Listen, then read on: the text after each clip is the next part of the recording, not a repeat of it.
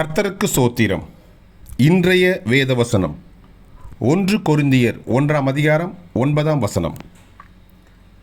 தம்முடைய குமாரனும் நம்முடைய கர்த்தருமாயிருக்கிற இயேசு கிறிஸ்துவுடனே ஐக்கியமாயிருப்பதற்கு உங்களை அழைத்த தேவன் உண்மையுள்ளவர். ஆமென். 1 கொரிந்தியர் 1ஆம் அதிகாரம் 9ஆம் வசனம்.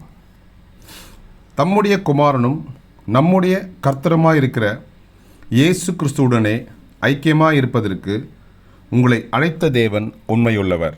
ஆமென். கர்த்தர் உங்களை ஆசீர்வதிப்பாராக, உங்களோடு கூட இருப்பாராக. ஆமென்.